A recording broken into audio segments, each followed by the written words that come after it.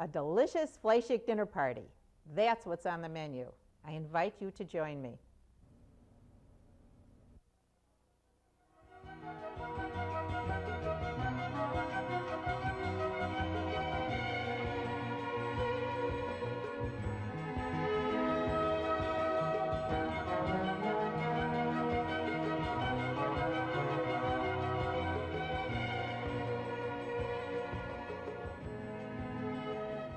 Shalom, and welcome to my kitchen. I'm Eenie Frost, and we are going to make a wonderful Fleischig dinner party today. And I was thinking, what is really the easiest entree to make? Truly the easiest, no-brainer, less pots and pans of anything that you can possibly make. A roast. All you do is take a piece of meat, put it in a pan, put it in the oven, take it out, and serve it. And that's what we're going to make. And this is delicious. The one that I like the best is a book roast. This is about 5 pounds. And either you can buy it as a roast, or you can buy them in separate steaks like this. I have to tell you this story. You know, my little grandson, Benjamin, when he was just learning to talk, and he always spoke very clearly, we said to him one night, Benjamin, what's your favorite dinner? Because we were going to invite him out for dinner. And we were expecting him to say, oh, hamburger or hot dog. And he turned around and looked us squarely in the eye and he said, book steak, Grandma Mabel's book steak. And we all cracked up because you know what? That's the truth. These are wonderful to make and they're really easy. But I tried to get Grandma Mabel's recipe for the book steak. And it's not really too easy to get it from her. But she finally confessed that what she often does is just take these book steaks, put them in a large frying pan, a deep fryer on the stove with a little oil, some sliced onion, puts the cover on it, and I said, all right, Grandma Mabel, how long do you cook this? And of course, it's the old school, how long? Cook until done. I said, well, Grandma Mabel, but I guess in this case, it works out because book steak is this kind of a meat that even if the boys are late, which they usually are. I don't know about your house, but my house, they're usually late for dinner. You can let this cook a little longer or a little shorter. Nothing is going to happen to it. It's nice and soft, it's tender, and it's really delicious. But this time, we're going to try a book roast. And I said to the butcher, what kind of a name is this? Book steak. I've heard this for so many years, and I never understood why this is such a crazy name. And he said that, well, Eenie, you must get that from your mother. I said, you're right. And your mother-in-law? That's right. And your grandmother, Alva Sholem? Absolutely. He said, well, today we don't call it that so much. We call it shoulder roast or shoulder steak because that's really where it's taken from. He said, but it was an old translation of the Yiddish word for shoulder that came into book. And this is where they really got the name. You know, before we cook, we stop and we think about what type of meat we're going to use because this is a part of a Jewish living, of Jewish life that is tied up with our close feelings to God in everything we do, at every moment, in every instant, that everything that is a part of our whole lives.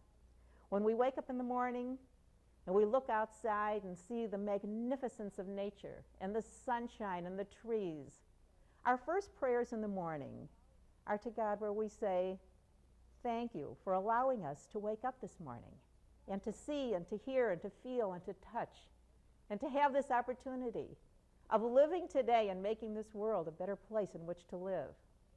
That's part of it. And when we go to synagogue, we will pray with others. Perhaps we're even saying a prayer for the departed, which again, in those prayers, is only praising God, because this is what we think of.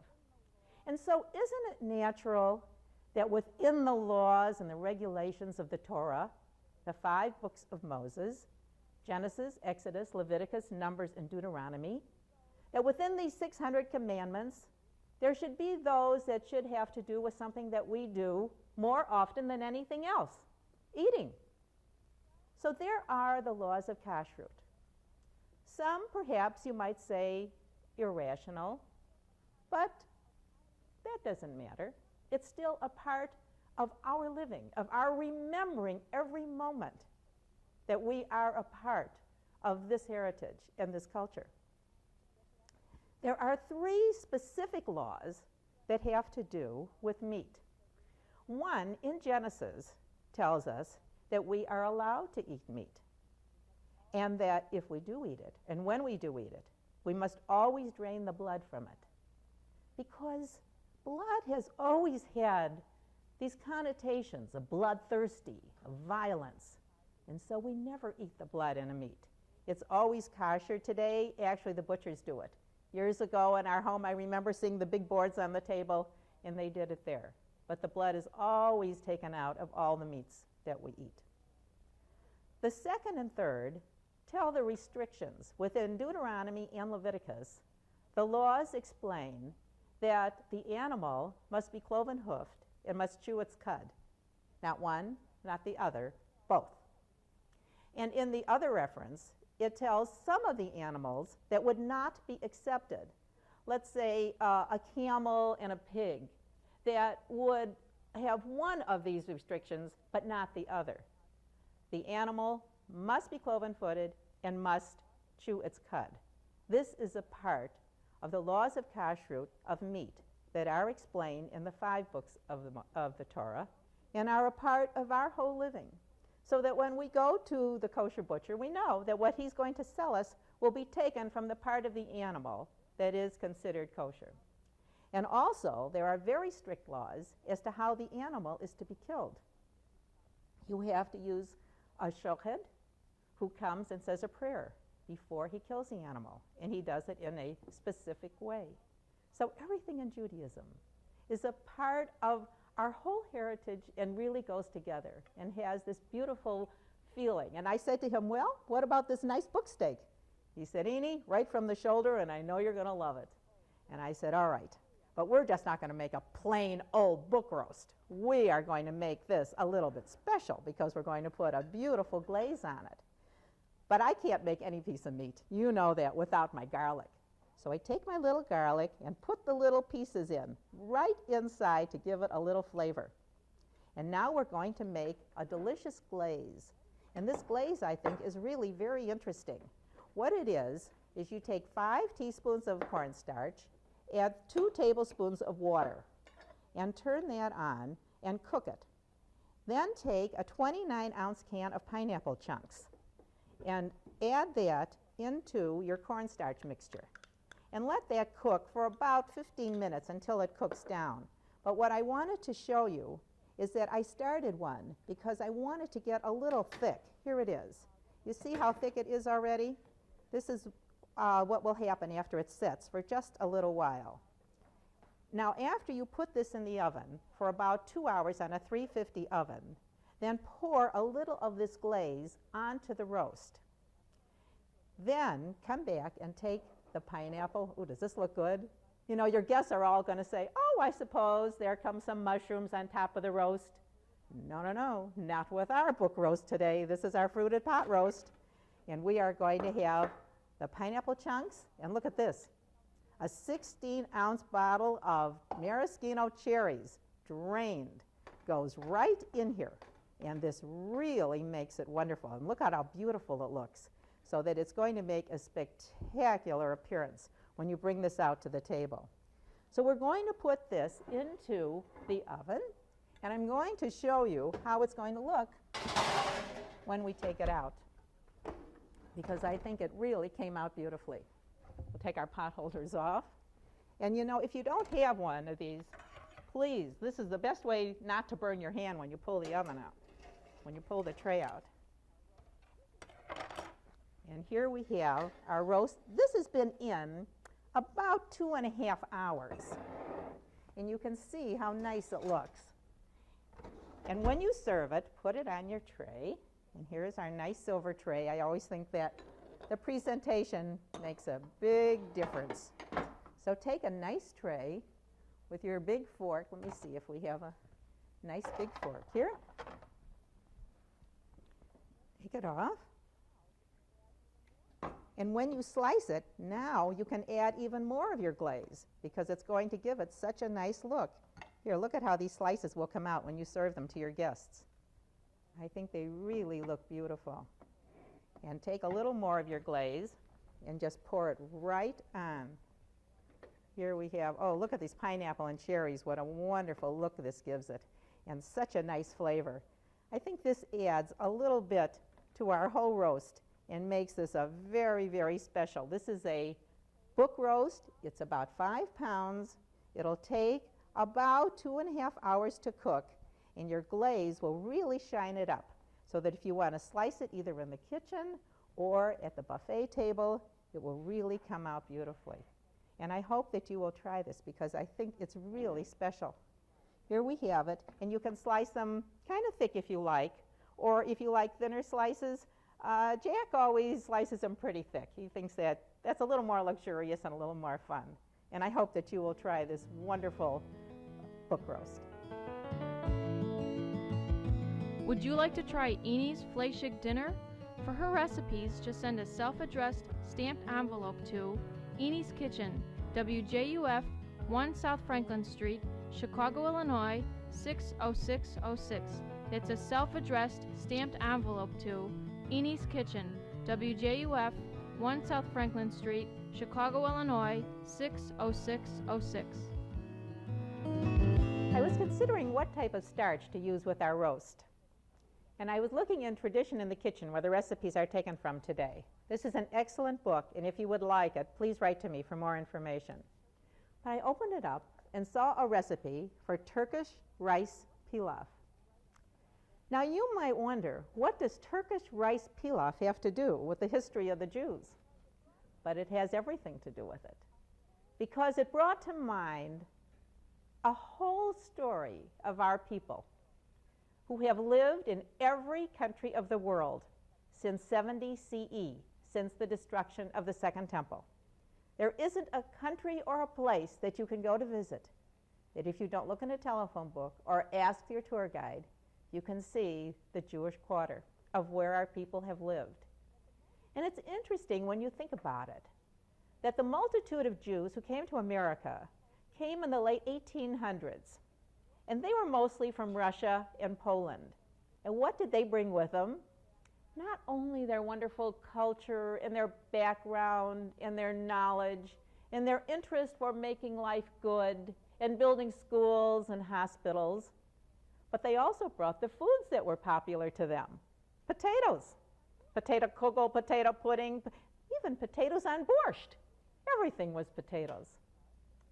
And later, after the Holocaust, the Jews who were the first to go to Israel again came from Middle Europe, from Germany and Austria and Poland, and they too brought with them the potato. But in the last 25 years, there is another group of Jews who have lived in the Mediterranean countries for hundreds and hundreds of years. And they are slowly coming to Israel and to America. And they are bringing us their culture and their backgrounds.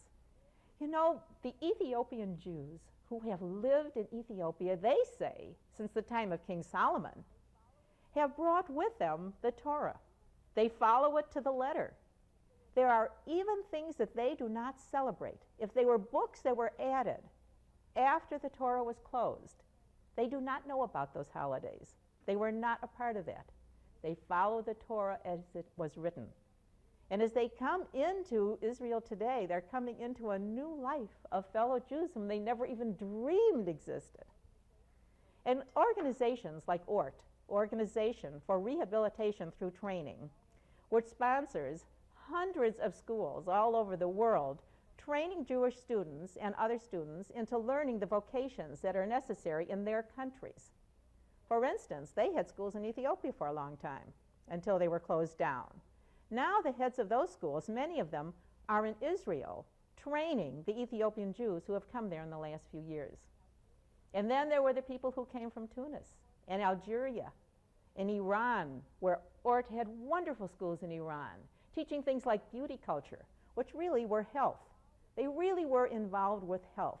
They were involved with teaching the students to go home and to say to their mothers, who may have been expecting a child, no, every child is not born to die. Every child is born to live. It just takes some sanitary conditions that we are learning in art schools and will teach to you. Or the lice in the hair and how you take it off and how you treat these things. These were the wonderful things that Ort has done all over the world in teaching over 70 skills in all of their schools. And so as you bring these people from these Mediterranean countries into Israel, what did they bring with them? Potatoes? No way. Because they were strictly rice eaters. That was their thing.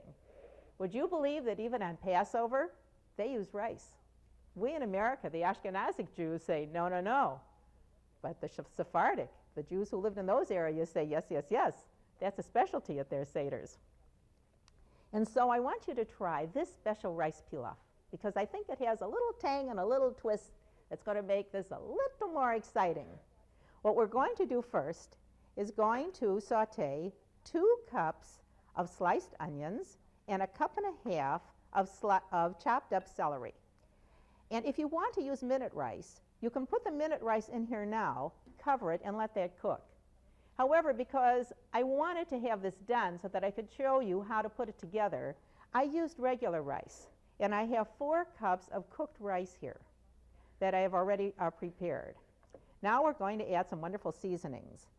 And again, I'm going to use 2 teaspoons of salt, because this was the original recipe as it came from these people who really do use a great deal of salt. I think you'll see that in all of the Spanish and Sephardic recipes too. So if you want to cut that down, you can. But please hold to this, the curry powder. It gives it that zing and that zang that's really going to make it special. Add that in and so that it picks up the flavor of it. Then all you have to do is take your wonderful vegetables that really look very nice now and pour it into the rice. Or if you have made this with the minute rice, of course, it's all completed already. But I've done it this way so that you can see it come in. And you know that I do not like my vegetables in little tiny, tiny pieces. So you can see that I have a nice big size pieces. And I'm going to blend that right in with the rice. And of course, as you can see, I'm using my grandmother Alva Sholom's wooden spoon, so I'm sure this is going to come out just right. And I'm wondering what she would think, she who came from the Poland, Russia area, to see that here we're standing here making curry with rice. I don't think that was something that they really made in their day. I don't think this spoon was really into that. But I want you to try it because it's very special. And now they add something else that's always a part of their dinners, not with us so much. Here is a cup of cut up dark raisins. And here are some wonderful nuts. I have to tell you, sometimes it's hard to find pine nuts in this area. But when we were in Florida, we used to go to these stores that had the big barrels where you buy all the nuts in bulk. And Jack and my mother, well, they're crazy on nuts. The 2 of them would stay there for hours, and I was walking around, what should I do? Until I finally bought some of these pine nuts, which I thought were fun. And, oh, if you don't have that recipe for those cheese wafers made with the cheese and the pine nuts, it's delicious. Next time you write in for recipes, ask for it. It's really good. So these are the pine nuts, which I finally came across. A cup. A cup of pine nuts added to a cup of the raisins. And blend this all together, which gives it, look at the coloring even. And you can imagine that the taste is really going to be good. Now put it in a nice 2-quart casserole, and you can just put it in the oven and let it stay until you're ready to serve it. This is the wonderful part about this. And I always think it's funny that the rice that we cook here, we always want it to stay apart, that each kernel should be separate. You know, that's not true in the Orient. When we were eating rice in the Orient, the good part was sticky, and I loved it because I wasn't so great with the chopsticks. So using the rice that was sticking together made it much easier. Now look at how nice this looks, because you can see the vegetables right on the top, and your nuts and your raisins are very nice. And if you let it set in here for just a little while, you'll see that it'll pick up a nice color and really be delicious. So I hope that you will try this really good and zangy Turkish rice pilaf. Enie's Kitchen will continue. For a copy of these recipes, send a self-addressed stamped envelope to Enie's Kitchen, WJUF, 1 South Franklin Street, Chicago, Illinois, 60606. Once again, that's Enie's Kitchen, WJUF, 1 South Franklin Street, Chicago, Illinois, 60606. Now for a delicious vegetable to accent our dinner party. Well, if you cook with me all the time, you know exactly what I'm going to say. Fresh is best. And that's what we're going to have to do. We're going to have to think of some vegetable that will be just wonderful, but comes from fresh. And so I thought of Ratatouille Ravel, which is, again, a delicious recipe taken from Tradition in the Kitchen. But I must tell you this. I had the pleasure of serving as a judge at a wonderful Taste and Tell luncheon given by Nahamat, Ilana chapter, that's Pioneer Women, the other day. And what was really so much fun about it is that everything was wonderful and delicious. And I hope to have some of the winning recipes and the cooks come on the show and tell you about them. But the three other judges were French and Italian chefs. And I said to them, what do you think about ratatouille? And they said, well, ratatouille is really a French word, but you will find it in every ethnic restaurant. Every ethnic restaurant makes ratatouille. Why? Because they take their own vegetables and kind of put it together. And I couldn't help but think, well, look at Israel. You talk about multi-language, multilingual. Oh, which reminds me of something. Do you know, in Israel, when you come to a street corner, the street signs in Old Jerusalem are in tile. They're very beautiful. They're like this. And they are in Arabic, in Hebrew, and in English. If you wonder where this Bashi street came from, I will tell you that that's our daughter, Bonnie. But she brought it back because she felt, too, that every day when you walk down the street, this is what you see, and this is what you feel, the multilingual attitude of everybody in the country. And so I said to these chefs, well, how do you make it? And their basic word in the whole thing was always eggplant. And when you buy your eggplant, always look and see that it's nice and shiny, black and shiny. And I find that this potato peeler is just absolutely wonderful for peeling eggplant. It comes off right away, and if it's fresh, it'll come off easily. If it doesn't, then he has not sold you a very good eggplant. And it peels very nicely. And I had many girls who've come up in demonstrations and say that they're hesitant about using eggplant. They've tasted it in restaurants, but they're a little bit afraid to try it at home. Well, if you have been, then how about try it this time? Make this your first time to try eggplant. And I think you're really going to like it because it does give a good flavor. This was funny. No matter what recipe we were doing, if it was an appetizer of an eggplant appetizer or if it was the entree of an eggplant lasagna, no matter where it was, these boys said, oh, that eggplant one, that has to win. So you can see that it is tied up in all kinds of cooking. Now here's what you do. First put in 2 cups of onions that are sliced and saute them with 2 cloves of garlic. And you know I'm not a garlic powder person. You know I'm a real garlic person. So you just put it right in from your garlic press. I'll give it a nice flavor. And then take your eggplant, cut it up into kind of cubes. I think that sets up the best. And when you add it in, you see the seeds in the middle? You don't have to soak it. You don't have to do anything. When you're making ratatouille, you just take it right from the eggplant. There's nothing wrong with it because this is going to soak enough and be cooked with other vegetables. It'll be just fine. Here you go. And it's really, it's a wonderful vegetable to use all the time. But mainly, people think of it with cheese, with Parmesan with cheese. Well, this is going to be for a Fleischig dinner. So there's no way, as I was trying to explain to those chefs, that we were going to mix our meat and our cheese. Although I think at points that they were thinking, there's something wrong with some of these lasagnas. Now add that, and then we're going to add a pound of zucchini that has been cut up, and 2 green peppers that have been sliced nicely, and 3 tablespoons of chopped parsley. And to add to that, we have a tablespoon of salt and a teaspoon of sugar and a fourth of a teaspoon of black pepper. And always, please remember the oregano. That really adds a good flavor to it. Now cook this down for about 15 minutes until it gets soft. I'll show you how it looks in a moment, and you'll see how delicious it is. When it's all cooked down, then add 4 sliced tomatoes, cut up, and a half a pound, 8 ounces of mushrooms. And this will all cook together, and within a half an hour, it will be very good. And what I think I like about this, too, is sometimes when you have a dinner party, you have so many things in your oven that you really don't have room for anything else. So that's why this is special, because you can make this on top of the stove and just have it ready that when you're going to sit down, you can just serve it right from the top of the stove and put it into a casserole. Or else you can serve it on the side. I find that using ratatouille is always a good vegetable. And don't make it too well done. You really don't want it too mushy. That's another thing that gives it more of a flavor if you do that. Then when it's time to sit down at your dinner party, I have to tell you something that we always do.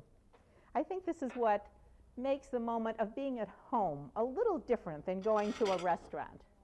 When you go to a restaurant with all the noise and all the confusion, it isn't the same as having a dinner party at home, where you set the table very nicely with your good china and your glasses and your dinnerware, and you bring out the wonderful parts of your dinner. And here we're going to bring out our ratatouille. It is all done. It looks very delicious. And then we have our roast, which I've been keeping warm, but I'll put it back on our silver platter here. And our Turkish rice pilaf. And if this doesn't spark some conversation, then I tell you, I'll be mistaken, because I think they're really going to love that. So your roast will slice very easily. And as I say, this went about 2.5 hours. And you can see how nicely done it is. And serve some extra sauce on the side. Here, I put it in a little gravy boat, and here are some slices that are already set and ready to go with it. And we made some pretty flowers. You know, it's fun to make these little flowers out of turnips. Either turnips, or if you don't have turnips, you can always use potatoes. And here's some nice sauce for the side. And there's something else that we always do at our table. When we're going to have a dinner party, we always come in and bring a challah, and Jack gives a special prayer inviting all the people to friendliness and conversation. And we hope that you will be with me the next time. Shalom.